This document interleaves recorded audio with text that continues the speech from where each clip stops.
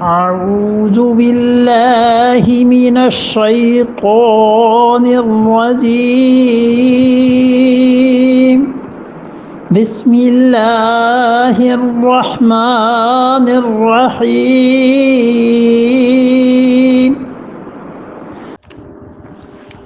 وَلَقَدْ أَخَذَ اللَّهُ مِيثَاقَ بَنِي إِسْرَائِيلَ وَبَعَثْنَا مِنْهُمُ اثْنَيْ عَشَرَ نَقِيبًا وَقَالَ اللَّهُ إِنِّي مَعَكُمْ وَلَئِنْ أَقَمْتُمُ الصَّلَاةَ وَآتَيْتُمُ الزَّكَاةَ وَآمَنْتُمْ بِرُسُلِي وَعَزَّرْتُمُوهُمْ وَأَقْرَضُوا اللَّهَ قَرْضًا حَسَنًا لَأُكَفِّرَنَّ عَنْكُمْ سيئاتكم ولا أدخلنكم جنات تجري من تحتها الأنهار فمن كفر بعد ذلك منكم فقد ضل سواء السبيل۔ اب جن لوگوں نے اللہ کے ساتھ کیے ہوئے عہد و پیمان کو توڑا ہے اس کی دو مثالیں اب یہاں سے اللہ تعالیٰ نے شروع کی ہیں۔ اور پہلی مثال نقض عہد کی، یعنی وعدے کو توڑنے کی، وعدے کو ختم کرنے کی پہلی مثال یہودیوں کی دی ہے۔ اور اللہ تعالیٰ نے فرمایا کہ وَلَقَدْ أَخَذَ اللَّهُ، اور بلا شک و شبہ اللہ تعالیٰ نے لیا، میثاق بنی اسرائیل، بنی اسرائیل سے اللہ نے وعدہ لیا، بنی اسرائیل سے پکا وعدہ اور عہد اللہ لے چکا تھا یا لے چکا ہے۔ کیا چیز، کس بات پر عہد لیا تھا؟ وہ جو معاہدے کئی مرتبہ گزر چکے کہ بنی اسرائیل نے وعدہ کیا تھا اللہ کی اطاعت کا، اس کے احکامات کو ماننے کا، کئی مرتبہ یہ بات آئی ہے۔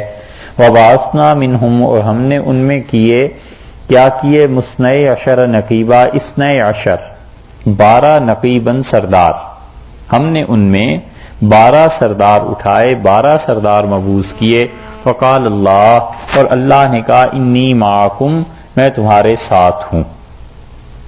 12 سردار ان کے مقرر ہوئے، اور اس کے بعد اللہ تعالیٰ نے فرمایا کہ میں تمہارے ساتھ ہوں، یعنی جو بھی احکامات تم کو دیے جائیں گے یہ سارے احکامات پورے کرنا، اطاعت کرنا اللہ کی اور حضرت موسیٰ علیہ السلام کی، اور جو بھی انبیاء علیہ السلام آئیں ان پر ایمان لانا۔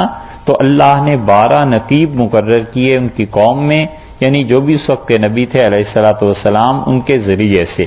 وقال اللہ، اور اللہ نے کہا کہ انی معکم، میں تمہارے ساتھ ہوں، لئن، اگر، شرطیہ آ گیا کہ ہم تمہارے ساتھ ہیں، اگر تم کیا کرو گے؟ اقمتم الصلاۃ، پہلی شرط یہ لگا دی کہ تم اگر نماز کو قائم کرو۔ ایک بات یہ زیادہ ضروری چیز ہے، اس سے معلوم ہوتا ہے کہ انسان کسی بھی درجے میں ہو، اللہ کی عبادت کسی حال میں ساقط نہیں ہوئی۔ اللہ تعالیٰ نے فرمایا کہ تمہاری سرداری، تمہارا بڑا ہونا وہ اپنے مقام پہ، مگر تم نے نماز پڑھنی ہے۔ لئن اقمتم الصلاۃ، اگر تم نماز قائم کرو گے ایک، وآتیتم الزکاۃ، اور تم زکوٰۃ دو گے، یہ دو۔ دوسری چیز یہ قائم کر دی، اس سے معلوم ہوتا ہے کہ نماز تقریباً ہر امت میں رہی ہے، اپنی اپنی نمازیں الگ ہوتی ہوں گی، کسی میں سجدہ ہوتا ہوگا، کسی میں رکوع نہیں ہوتا ہوگا، کسی میں کیا ہوگا، مگر نماز ہمیشہ رہی ہے۔ اللہ تعالیٰ نے فرمایا کہ لئن اقمتم الصلاۃ وآتیتم الزکاۃ، اور دوسری چیز زکوٰۃ ہمیشہ رہی ہے، اور زکوٰۃ کا مطلب مال کا خرچ کرنا۔ ہمارے نزدیک تو یہاں واجب مال کا خرچ کرنا ہے نا، یعنی جو اللہ تعالیٰ واجب قرار دے دیتا ہے، ضروری قرار دے دیتا ہے کہ اس مال کو اللہ کی راہ میں خرچ کرنا ہے، پھر اس کی پرسنٹیج مقرر ہے، 2.5% خرچ کرنا ہے، یا قربانی ہے نا، وہ ہے عشر اور خراج، یہ چیزیں اللہ تعالیٰ نے فرمایا۔ دوسری بات یہ ہے کہ تم زکوٰۃ دیتے رہو گے تو معلوم ہوا اللہ کا حق بھی اور لوگوں کا حق بھی پورا کرتے رہو گے۔ تیسری چیز یہ کہ وآمنتم برسلی، تم ہمارے رسولوں پر ایمان رکھو گے، جو موجود ہیں ان پر بھی، اور جو رسول علیہ السلام باقی بھیجے جائیں ان پر بھی اگر تم یقین لاؤ گے میرے رسولوں پر۔ یہ 3 شرطیں ہو گئیں۔ چوتھی یہ چیز ہے کہ وَعَزَّرْتُمُوهُمْ، اور ان کو مدد دو گے، ان کی مدد کرو گے۔ جو جو چیزیں انہوں نے اپنے ملک میں نافذ کرنی ہیں ان کے نفاذ میں ان کی مدد کرو گے. عزرتموہم، تم ان کی مدد کرو گے اللہ کی راہ میں. اگر جہاد یا کوئی چیز اور ہے تو تم نے ان کی مدد کرنی ہے، یہ کام تم نے کرنے ہیں. اس لیے کہ جہاد بنی اسرائیل سے پہلے تھا نہیں، یہ حکم سب سے پہلے سیدنا موسیٰ علیہ الصلوۃ والسلام پہ آیا ہے، جیسے کہ آگے کی آیات میں آ رہا ہے. اس سے پہلے جہاد نہیں تھا.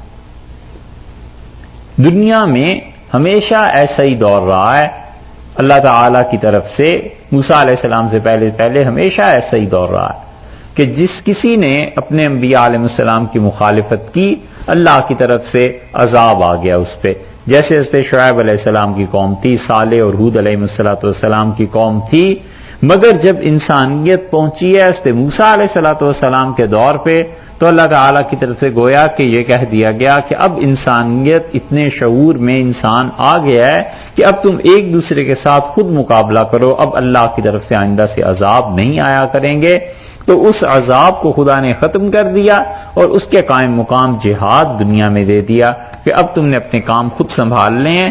تو اللہ تعالیٰ نے فرمایا کہ ہم نے بنی اسرائیل سے عہد لیا کہ ہم تمہارے ساتھ ہیں اگر تم 5 کام کرو: نماز، زکوٰۃ، ایمان بالرسل علیہ السلام اور عزرتموہم، یعنی تم اپنے انبیاء علیہ السلام کی مدد کرتے رہو. 4 وَأَقْرَضْتُمُ اللَّهَ، اور تم اللہ کو قرض دو، قرضاً حسنا، اچھی طرح کا قرض. زکوٰۃ کے بعد اب یہ دوبارہ مال کا لانا کہ اقرضتم اللہ قرضاً حسنا، یہ اس بات کی دلیل ہے کہ شریعت یہ بتاتی ہے کہ زکوٰۃ کے علاوہ بھی کئی مرتبہ مال خرچ کرنا پڑتا ہے اور وہ ان مواقع پر ضروری ہے خرچ کرنا. اور اس سے بہت غفلت ہے. شریعت نے یہاں یہ بتا دیا ہمیں بھی کہ دیکھو ایک زکوٰۃ ہی تم پر فرض نہیں بلکہ زکوٰۃ کے علاوہ بھی مال خرچ کرنا پڑے گا، کئی مرتبہ خرچ کرنا پڑے گا. مثلا جہاد شروع ہو گیا اور مسلمانوں کے پاس اسلحے کے لیے پیسے نہیں رہے ہیں تو اس وقت کا جو بھی امیر المومنین یا جو بھی ہوں گے وہ مسلمانوں سے اپیل کر سکتے ہیں کہ پیسہ دو اور یہ خرچ کرنا ہے. اسی طرح عام لیول پہ آپ دیکھ لیں، مسلمان ہے اور اس کے محلے میں کوئی آدمی ایسا ہو گیا جو مر جائے گا اور اس کے پاس پیسہ ہے کہ اس پیسے کی وجہ سے اس کو بچایا جا سکتا ہے، ضروریات زندگی سے زائد اس کے پاس پیسہ پڑا ہوا ہے، یہ اس پہ فرض ہو جائے گا کہ اس کو بچائے. اسی طرح کوئی جگہ ہے جہاں بہت سے مسلمان رہتے ہیں اور تعلیمی ادارہ نہیں ہے تو مسلمانوں کے لیے ضروری ہے کہ وہاں تعلیمی ادارے کا بندوبست کریں. یہاں تک کہ قاضی ثناء اللہ صاحب پانی پتی رحمت اللہ علیہ تو تفسیر مظہری میں یہاں تک لکھا ہے کہ اگر کسی جگہ پر کوئی شیخ نہیں جو لوگوں کی اخلاقیات کی تربیت کر سکے تو وہ کہتے ہیں ان کے لیے ضروری ہے. اور اگر کہیں مفتی نہیں ہے تو ان کے لیے ضروری ہے کہ وہ دنیا میں جہاں کہیں سے بھی ہو ان کو بلائیں اور وہاں رکھیں اور ان کی تنخواہ اور ان چیزوں کو برداشت کریں، کیونکہ اگر مسلمان یہ نہیں کریں گے تو وہاں اسلام کا صحیح معنی میں تعلیم پھر کون دے گا، وہاں تزکیہ کیسے ہوگا، وہاں فتویٰ کون دے گا، مسائل کون بتائے گا. یہ سب چیزیں حضرت نے لکھی ہیں قاضی ثناء اللہ صاحب رحمۃ اللہ علیہ نے، اور یہ دلیل ہے اس بات کی کہ کئی مرتبہ زکوٰۃ کے علاوہ بھی مال خرچ کرنا پڑتا ہے. اور اتنی بات یہ خراب ہو گئی ہے کہ اول تو مسلمان بھی پوری زکوٰۃ نہیں دیتے، سارے مسلمان زکوٰۃ نہیں دیتے. 20 ہزاروں مل جائیں گے جو زکوٰۃ نہیں دیتے، اور اگر اپنی زکوٰۃ بھی ایمانداری سے دے دیں تو مسلمانوں کی حالت میں بڑی تبدیلی آ جائے. اور پھر ایک طبقہ ایسا ملے گا جو زکوٰۃ دیتا ہے پوری، لیکن وہ کیا کریں گے، مسجد کی تعمیر ہے زکوٰۃ ہی کے پیسے سے کرواؤ، اور کوئی نیکی کا کام ہے زکوٰۃ کے پیسے سے کراؤ.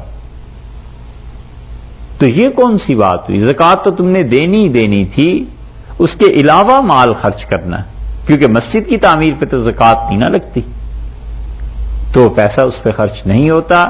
اور خاص طور پہ دین کی تعلیم میں، مدارس میں، اداروں کے قیام پہ پیسہ خرچ نہیں ہوتا. کہتے ہیں ادارے اول تو سوچ نہیں ہے، اور فرض کر لو سوچ آ بھی جائے کہ کوئی ادارہ بنے تو کہتے ہیں جی زکوٰۃ کے پیسے سے بناؤ. بھی زکوٰۃ کے پیسے سے کیسے ادارے بنیں گے؟ وہ تو غریبوں کا حق ہے. اور جو اس طرح ہوگا تو پھر برکت بھی نہیں ہوتی، پھر کام بھی نہیں ہوتا۔ پیسے کا استعمال جائز اور حلال یہ بڑے معنی رکھتا ہے۔ جس زمانے میں یہ دارالعلوم دیوبند بنا ہے اس زمانے میں 2 کوششیں اس کے مقابلے میں اور کی گئیں، ایک حیدرآباد میں اور ایک اور جگہ تھی ہندوستان میں وہاں پہ، لیکن وہ نہیں چلے اور یہ دارالعلوم چلا ہے۔ وجہ اس کی یہ ہے کہ یہاں لوگوں میں بہت زیادہ اللہ پہ بھروسہ، توکل یہ چیز رہا، اور طے کیا ہوا تھا کہ پیسہ کسی صورت بھی حرام کا یا مشتبہ پیسہ ایک پائی نہیں لگائیں گے۔ تو اللہ کے ساتھ تعلق میں یہ بات ہوتی ہے۔ اللہ نے فرمایا اقرضتم اللہ، اور تم اللہ کو قرض دو گے، ایسا قرض جو حسنہ ہے، یعنی مال کا جو صرف مال ہے اخلاص کے ساتھ اپنا پیسہ دو، خوشی کے ساتھ خرچ کرو، اسی لیے اسے قرض حسنہ سے تعبیر فرمایا ہے کہ ہم قیامت میں اس کو لوٹا دیں گے، اس تمہاری نیکی کو ہم ضائع نہیں کریں گے۔ اور ہمارے زمانے میں اس کا سب سے اچھے مصرف مدارس، کیونکہ مدارس میں پیسہ آتا نہیں اور اس کا نتیجہ یہ نکلتا ہے کہ کتب خانے قائم نہیں ہو سکتے، اس کا نتیجہ یہ نکلتا ہے کہ جو بچے پڑھتے ہیں ان کے لیے خوراک کا ٹھیک بندوبست نہیں ہوتا، اس کا نتیجہ یہ نکلتا ہے کہ جو اساتذہ پڑھاتے ہیں ان کی تنخواہیں پوری نہیں ہوتی،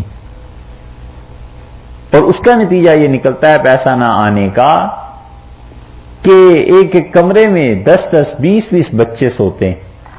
یہ ساری کی ساری چیزیں مل کے نتیجتاً علماء پیدا نہیں ہوتے، کہیں کوئی ہو گیا سو ہو گیا، 100 بچے پڑھ رہے ہیں اور ان میں 100 بھی کیا 500 پڑھ رہے ہیں تو کوئی ایک ان میں نکلے گا ایسا، یا 1000 میں ایک نکلے گا جو صحیح معنی میں کہا جائے کہ واقعی اللہ نے علم دیا ہے۔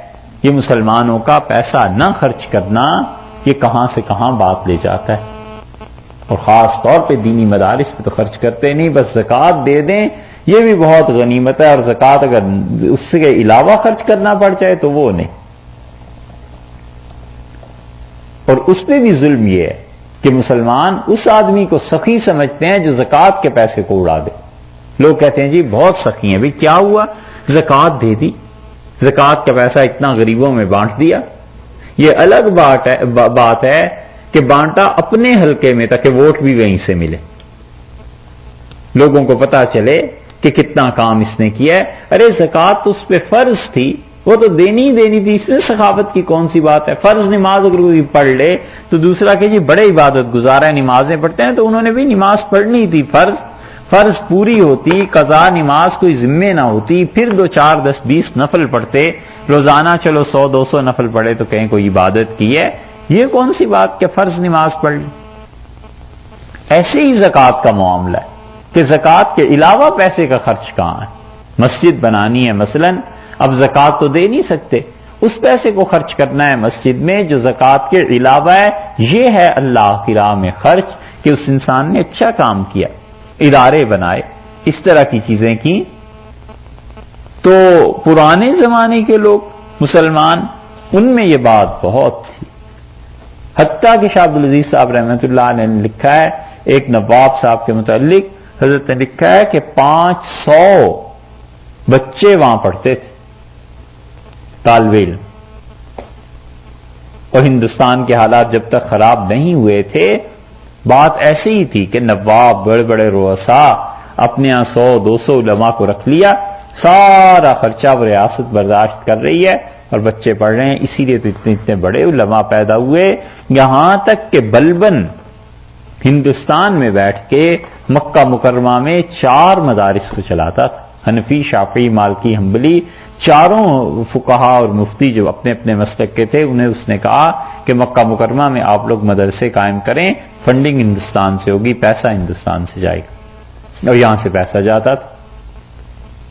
یہ چیز ہے، اللہ نے فرمایا اقرضتم اللہ قرضا حسنا، اور تم کیا کرو اللہ کو قرض دو، اور قرض بھی ایسا جو اچھا ہے، یعنی اخلاص اور خوشی کے ساتھ خدا کی راہ میں خرچ کرو۔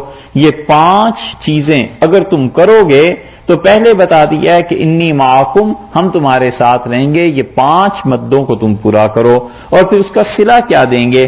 لا اکفرن عنکم سیئاتکم، ہم یقیناً اکفرن دور کر دیں گے، لا اکفرن مٹا دیں گے، ختم کر دیں گے، اتار دیں گے، سیئاتکم تمہاری برائیاں، تمہارے گناہ، پیسہ خرچ کرو گے ہم ان گناہوں کو معاف کر دیں گے، نماز پڑھو گے تو گناہوں کو معاف کر دیں گے، انبیاء علیہ الصلوۃ والسلام کی مدد کرو گے گناہوں کو معاف کر دیں گے، ان پہ ایمان لاؤ گے تو ایمان خود گناہوں کو معاف کرانے والی چیز ہے، یہ سب کی سب چیزیں ہوں گی اور ہم تمہارے گناہوں کو اتار دیں گے، وَلَا أُدْخِلَنَّكُمْ، اور میں داخل کروں گا ضرور تم کو، کہاں؟ جنات باغات میں، تجری من تحتها الانہار، اس کے نیچے نہریں بہتی ہیں اس کے درمیان میں، یہ ہم کریں گے آخرت میں تمہارے ساتھ، اور دنیا میں ہم تمہارے ساتھ ہی ہیں، بشرطے کہ یہ 5 شرائط پوری کرو۔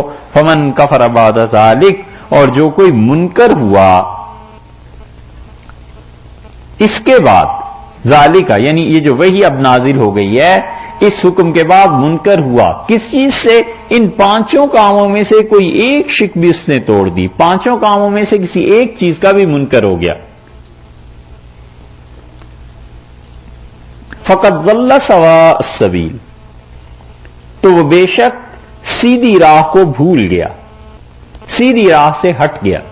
یہ 5 کام کرو، اللہ تمہارے ساتھ ہے، اور اگر کوئی اس کام کو چھوڑ دے گا تو سیدھی راہ سے ہٹ جائے گا۔ یہ ساروں کے لیے حکم اللہ نے فرما دیا۔